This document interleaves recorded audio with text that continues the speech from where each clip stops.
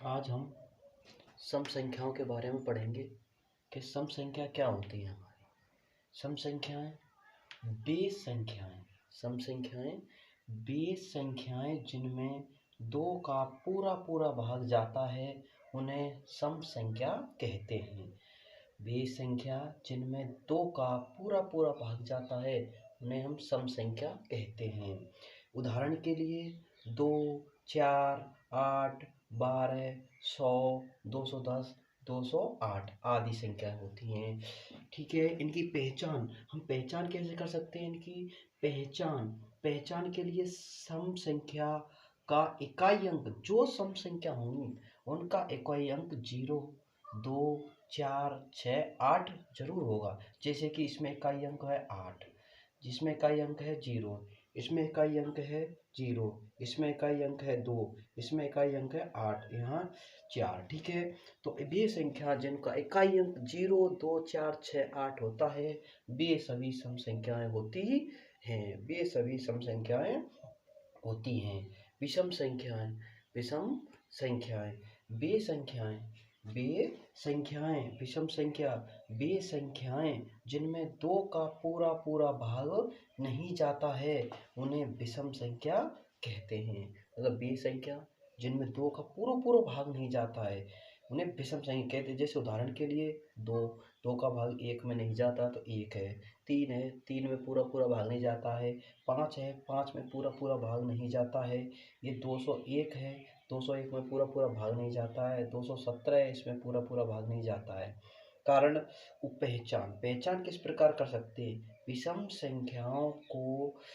संख्याओं की पहचान इकाई अंक 1, 3, 5, 7, 9 होता है। मतलब वे सभी संख्याएं जिनका इकाई अंक 1 आ जाए, 3 आ जाए, 5 आ जाए, 7 आ जाए, 9 आ जाए, वे सभी विषम संख्या होती हैं। वे सभी विषम संख्या होती हैं। भाज्य संख्याएं वे संख्या जिनमें एक और स्वयं संख्या जो एक तो एक हो और स्वयं संख्या हो के अलावा किसी अन्य संख्या का भाग जाता है। मतलब एक का भाग जाना चाहिए और जो संख्या स्वयं है उसका भाग जाना चाहिए। इनके अलावा अगर किसी अन्य संख्या का भी भाग जाता है उन्हें हम भाज्य संख्या कहते हैं। उदाहरण के लिए से 4 है, उदाहरण के लिए 4 है, उदाहरण के लिए 4 में देखो 4 में हम एक का भी भाग दे सकते हैं, जाता है पूरी पूरी बार जाता है। एक का भाग जाता है पूरी पूरी बार जाता है और दो का भाग भी जाता है और 4 का भी भाग जाता है। एक का भाग जाता है, दो का भाग जाता है, 4 का भाग जाता है। इसी प्रकार 6, इसी प्रकार हम 6 लेते हैं तो उसमें एक का भाग जाता है, दो का भाग जाता है, 3 का भी भाग जाता है और 6 का भी जाता है। एक का और 6 का स्वयं का तो जा ही रहा है, एक का भी जा रहा है, इनके अलावा 2 और 3 का जा रहा है। ऐसे कि 8 है, 8 में एक का भी भाग जाता है और 8 का स्वयं संख्या का भी भाग जाता है। लेकिन इसके अलावा 2 का भी भाग जाता है और 4 का भी। तो ऐसे ही किसी अन्य संख्याओं का भाग चला जाता है, वे सभी भाज्य संख्याएं कहलाती हैं। अब आगे हम पढ़ेंगे अभाज्य संख्या। कौन सी संख्या? अभाज्य संख्याएं। वीडियो को रोककर आप लिख सकते हो, वीडियो को रोके और आप लिख सकते हो।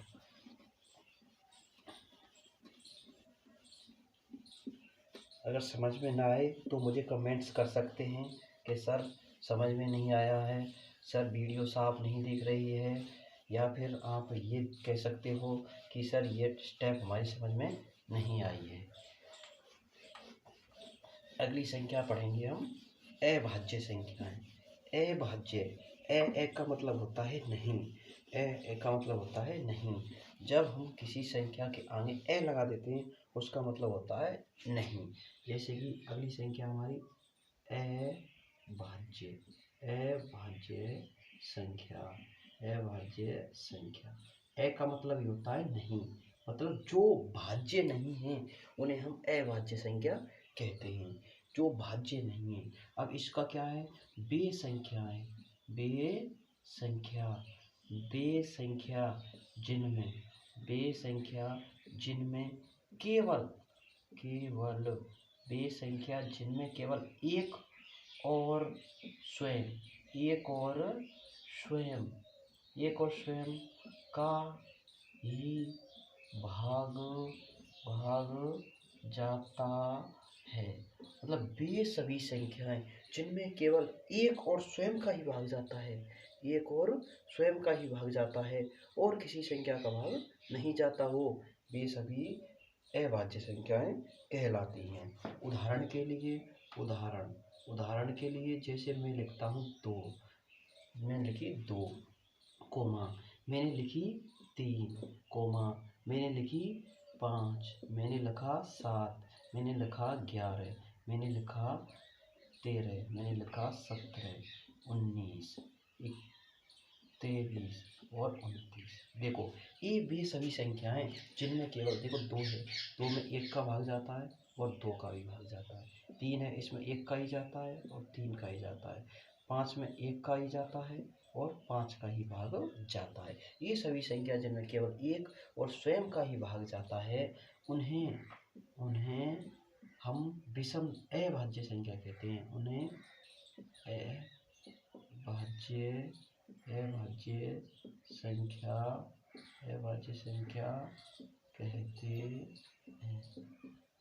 अभाज्य संख्या कहते हैं।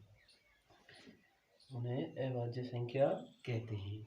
अब जैसे कि अब ए का मतलब होता है नहीं, जब जो भाज्य नहीं होती हैं वे सभी अभाज्य संख्याएं होती हैं। अब देखो मैंने एक संख्या छोड़ी है आपके लिए, एक जो संख्या छोड़ी है, ना तो मैंने इसको आपके लिए अभाज्य में बताया ना मैंने इसको भाज्यों में बताया। एक क्यों छोड़ी है? क्योंकि एक जो होता है वो न तो भाज्य होता है और न ही अभाज्य होता है। मतलब एक का ना तो हम भाज्य में संभालते हैं ना ही अभाज्यों में। तो देखो हमारे पास 100 में से जब एक गया तो 99 बची। अब देखो अगर कोई आपसे पूछता है कि 1 से 100 तक भाज्य संख्या कितनी होती है, भाज्य संख्या, तो देखो हमने कहा एक तो ना तो भाज्य में आती है ना अभाज्य में, तो शेष 99 बची। तो 1 से 100 तक भाज्य संख्या है, तो 1 से 100 तक भाज्य संख्या होती है हमारी 74। और 1 से 100 तक अगर कोई पूछे 1 से 100 तक अभाज्य संख्या कौन सी होती है, अभाज्य संख्या 1 से 100 तक अभाज्य संख्या होती है हमारी 25। अब देखो इनको कुल करते हैं, कुल मतलब भाज्य और अभाज्य कुल संख्याएं 5 और 4 9 और 7 और 2 9। समझ में आया? तो कितनी संख्या होती है? 99 होती है। अब पढ़ते हैं हम आगे भिन्न संख्याएं कि भिन्न संख्याएं कौन सी होती हैं और किन्हें भिन्न संख्या कहते हैं। भिन्न संख्याएं क्या होती हैं और भिन्न संख्या किन्हें कहते हैं। भिन्न संख्याओं की परिभाषा क्या है, देखिए भिन्न संख्याएं। अब देखो भिन्न संख्या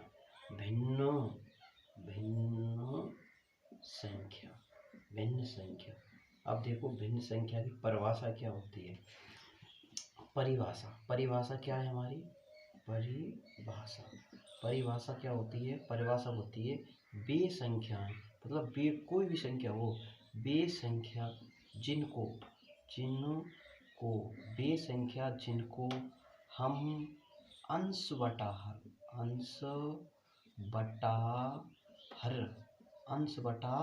हर के रूप में लिखते हैं। अंश बटा हर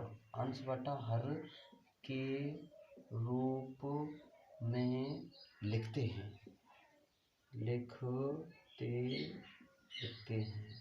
अंश बटा हर के रूप में लिखते हैं, उन्हें भिन्न संख्या कहते हैं। भिन्न संख्या कहते हैं।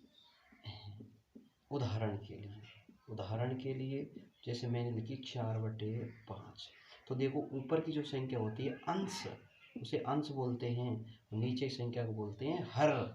जैसे कि हर कहाँ चलता है? जमीन में नीचे, तो इसी प्रकार हम कह सकते हैं हर कहाँ होता है? नीचे।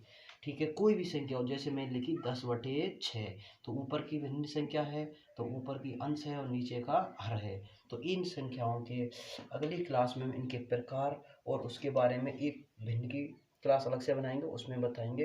अभी आपको केवल सामान्य संख्याओं के बारे में जानकारी दी जा रही है, संख्या क्या होती हैं। थैंक यू, धन्यवाद। चैनल को सब्सक्राइब करें और शेयर करें। आज के लिए बस इतना ही। कल पढ़ेंगे हम भाजकता के नियम।